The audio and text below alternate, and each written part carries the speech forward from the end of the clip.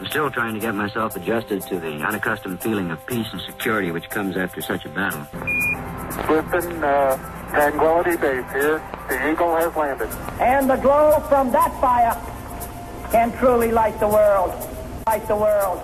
Light the world. Light the world. Good evening, and welcome to Today in History. I'm Matt Datillo. Today is April 10th, 2010, and this is episode 442. Well, an announcement before we get started this evening, and kind of a disappointing one, I know, for some of you. This will be the last episode of the podcast until next Sunday, April 18th.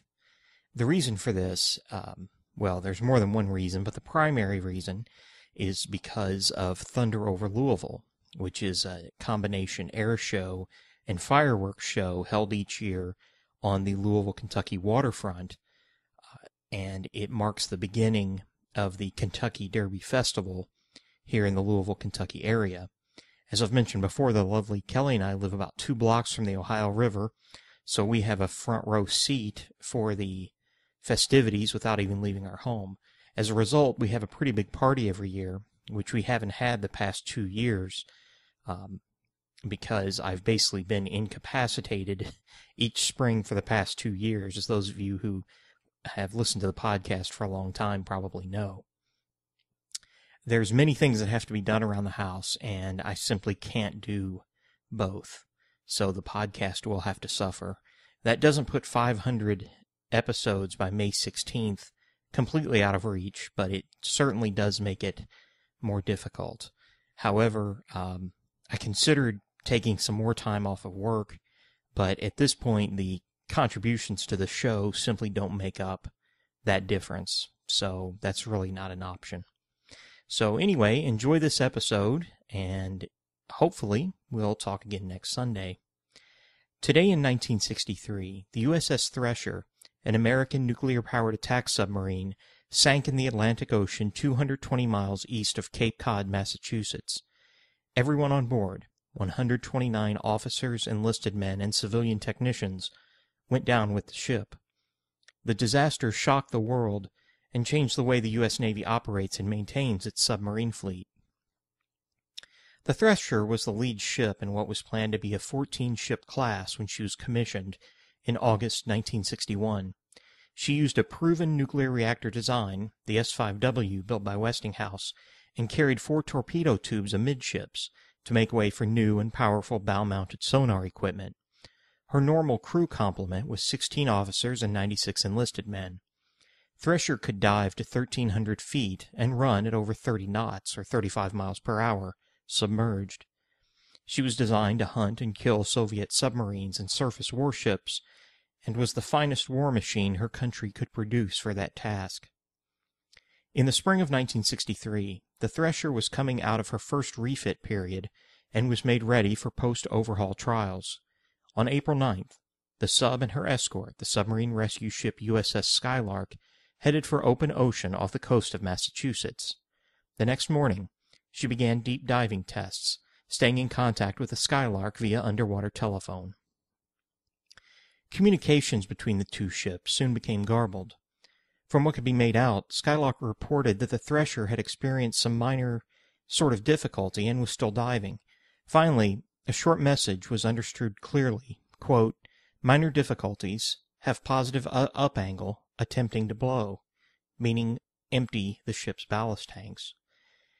It was the last message the submarine would ever send. 2 days later, the Navy announced to the world that Thresher and all aboard her were lost. The water in the area of the sinking is 8,400 feet deep, far deeper than any normal submarine could go. The Navy used the deep-diving bathyscaphe Trieste and oceanographic surface ships to find the wreckage. Eventually, the ship was found to be in 6 major sections. Smaller debris was found in an area of about 134,000 square meters. A naval court of inquiry determined that the ship probably sank due to a failure in the saltwater intake and piping system on the ship, which was not welded, but instead used silver brazing to hold pipe joints together. Post-overhaul tests using ultrasound equipment found that 14% of the Thresher's brazed joints were problematic, but at the time this was not considered a large enough risk to warrant repair. The failure of one or more brazing joints at test depth could have caused the submarine to take on more water than the ship's ballast tanks, which create buoyancy, could have compensated for. Later tests also showed that moisture in the sub's high-pressure air flasks, which are used to blow seawater from the ballast tanks, could have caused ice to form inside the piping to the ballast tanks, leading to the flask's inability to clear seawater from them. This would have made it impossible for the Thresher to surface. Another problem, this one operational, could have contributed to the loss of Thresher. The officers and enlisted men tasked with running the ship's nuclear reactor received 2 years of intensive training in the Navy's nuclear power program. At that time, the thinking was that in the event the reactor was shut down due to an electrical short or manually, it was imperative to keep the reactor warm so it could be restarted quickly. This means the secondary side of the reactor plant, which produces the steam which ultimately drives the vessel, would need to be cut off, leaving the submarine with no propulsion. Thresher's reactor control officer was not on the boat the day of the loss. He was home with his wife, who was recovering from an accident. Thus, the reactor plant was supervised that day by an officer only recently graduated from nuclear power school.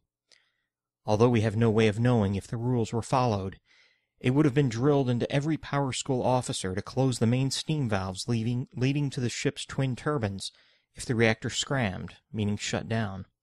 This likely occurred as seawater entering the aft of the boat shorted out electrical panels. Once shut, those valves had to be opened by hand. With Thresher sinking tail first past her crush depth, it would not have been humanly possible to open those valves before pressure from the ocean outside crushed the sub. Would a more experienced reactor control officer have saved the ship by using all the steam at his disposal to drive the ship to the surface? We'll never know. As a result of the loss of the Thresher, the Navy instituted the SubSafe program, designed to ensure proper construction and maintenance of any component of a submarine which comes into contact with seawater. No SubSafe certified ship has ever been lost. The U.S. Navy continues to monitor the area of the Thresher sinking to ensure that harmful levels of radiation are not released into the area. To this day, the nuclear fuel remains intact in the reactor, and radiation remains typical of worldwide background levels. The loss of the USS Thresher resulted in design changes to the other 13 ships of the class. The second ship of the class, the USS Permit, assumed the role of class leader after loss of Thresher. The last Permit-class submarine was retired from the U.S. Navy in 1994. When I was in nuclear power school in 1991, we studied a lot of things, metallurgy, chemistry, all sorts of radiological things, most of which I don't even remember now. But the question was always asked, why do we have to learn this? And the answer was always inevitably, if you do this long enough, you'll find yourself in a situation that the manual, quote-unquote, doesn't cover. And when that happens, you'll have to think on your feet. And I think a lot of that detailed learning about the hows and whys of nuclear power and how the primary and secondary systems of a nuclear reactor work were taught to us in response to what happened on the Thresher. Well, that's it for this evening. If you'd like to get in touch with me, please feel free to do so. My email address is matchtodayinhistory@gmail.com. You'll find a transcript of this and previous episodes of this podcast, along with a donation link, which has two purposes. One, if you'd like to donate to the show, which is always appreciated. And two, if you're interested in ordering a DVD of past episodes. The cost for the DVD is $20 U.S. in the lower 48 United States and $25 U.S. everywhere else. You can also find me on Facebook. Please do a search for Matt Dattilo. That's MattDattilo. I'm the Matt Dattilo in the Louisville, Kentucky network. Thank you very much for staying subscribed, and have a good evening. We'll talk again soon.